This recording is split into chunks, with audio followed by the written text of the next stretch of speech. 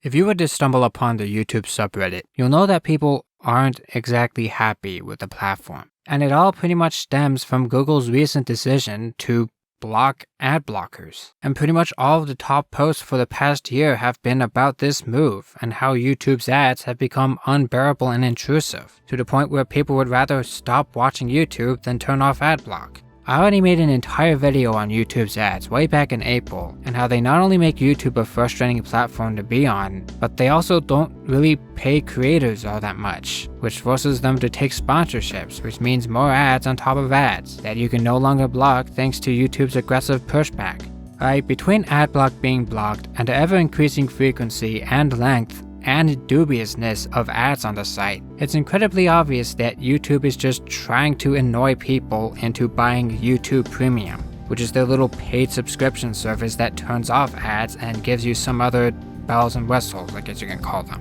And with it costing a whopping $14 a month, up from $12, many people consider YouTube Premium to be a ripoff. And anyone who pays for Premium is part of the problem for rewarding YouTube and Google for their garbage practices. Which leaves me in a weird position because, well, I pay for Premium. Yeah, I actually got Premium a few months ago, which means I now have to sit here and try to justify why I chose to buy Premium to an audience that is probably disappointing in me now. But I mean, the way I see it, YouTube Premium has much more value to me than, say, Spotify Premium, which I did have at one point but I never really used. And it kind of stems from the fact that YouTube has one of, if not the largest library of online content I've seen. It's the closest to a one-stop shop for all the music and videos that I'd consume. And since I've been an avid YouTube watcher since 2014, I'm well entrenched in the platform here. And if I were to move to a different platform like Spotify, I'd have to start from scratch, which isn't guaranteed to have the music that I can find on YouTube.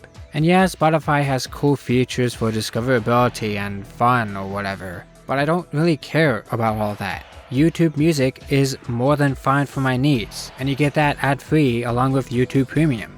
And yes, I have tried getting things like NewPipe and Vanced way back for mobile ad blocking, but I've had such bad luck with these programs that it's honestly more annoying than just dealing with the ads, alright? Like I drive around a lot, listening to music and podcasts, and having it cut out and crash while on the road is just as much a distraction as getting an ad for some generic shitty horror movie. And the other thing is, I'm also a YouTuber, right? I literally make money off of this site, enough so that it makes it a net positive for me, even factoring in Premium. And as much as I hate those ads are what support creators like me, and I'd feel quite hypocritical to block them. So yeah, the way I see it, YouTube Premium is more than worth it for me, because it's my primary source of both entertainment and income. And that's the f***ing problem. Outside of YouTube fanatics like me, who does YouTube Premium appeal to, right? Who is this even for? Let's actually look at some of the benefits that YouTube Premium offers. Of course you have the ad-free content, which, you can just block the ads for free, alright? If you think this blockception ends on YouTube's part, you'd be mistaken. You can also download videos to watch them offline, which sounds cool on paper, but it's kinda gimped, as it's only accessible on YouTube and you need to connect to the internet at least once every 30 days in order to watch it. And if you're on mobile, and this is the funny one, alright, you can play music and videos in the background, something you used to be able to do for free. And it is free on many other streaming services, as well as on NewPipe. And if you primarily watch YouTube on desktop, this isn't even an issue. You also got some other menial things that just make already free features slightly more fancy, like being able to queue up videos to watch, so like watch later but more convenient. You can also continue watching videos you started on a different device, so like the history tab.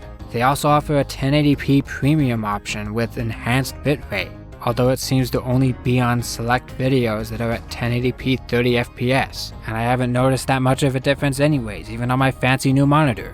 And then of course there's the big one, the one thing that represents over 3/4 of the cost, that being YouTube Music, which is their answer to Spotify. Like, literally, it's Spotify but for YouTube, which again I personally like, right? But circling back to my point about me already being on YouTube, and that's why I stick with YouTube, you can make that same argument for people who are already on Spotify.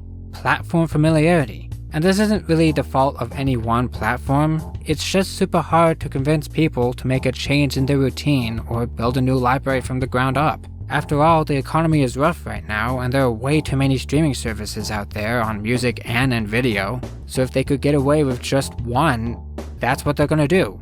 Why would someone who has Spotify switch to YouTube Music? And why would someone who has Netflix pay for YouTube Premium, or God forbid YouTube TV, which is not only overpriced but oxymoronic? Especially since not everyone's gonna jive with the user-generated content on YouTube.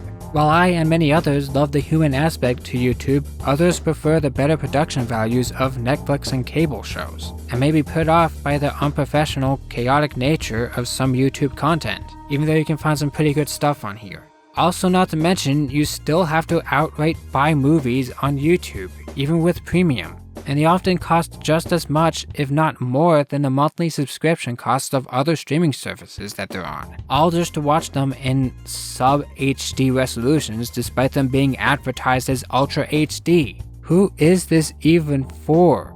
They could offer the option to have those paid movies and shows for free as part of a premium subscription, and they can let you choose either that or YouTube Music or both and charge you accordingly. They can expand their enhanced bit rates to every resolution and frame rate instead of just 1080-30. They can give you options like the ability to hide shorts from the desktop, or custom themes, or lossless audio, or just, something to justify this price hike. Or at the very least, make it so that the features they do offer aren't gimped compared to free options like NewPipe or just straight OBS. But no, they'd rather just paywall fee features and punish people for not paying them instead of actually offering them a competent product. Like at this point, I wouldn't put it past them to try and pull a Hulu and put ads back into YouTube Premium and offer an even more expensive tier to remove them again. On top of Premium's questionable value, there's also the message YouTube has been inadvertently sending for years now. That being that Google hates everything and everyone. Users, creators, ad blockers, premium users, musical artists, criticism, Australians apparently, basically anything that doesn't directly make them a ton of money. And when you get that feeling that YouTube doesn't care about you, why should you care about them? After all, they're owned by Google, one of the largest corporations on Earth. Google has a duopoly on internet ads alongside Meta, and right now, their ads aren't making them quite as much money, because advertisers are starting to catch on to the fact that no one trusts ads anymore. So, they jack up ad placements, block adblock, paywall free features, and hike prices, all in an effort to make you buy premium. And it ain't working. I mean, it kinda did on me, but like I said, I'm one of the few people in the world YouTube Premium has any value to. And despite all the bias I have, I don't see it having any value for the average consumer. And as long as YouTube keeps proving where its priorities lie, I don't see that changing anytime soon.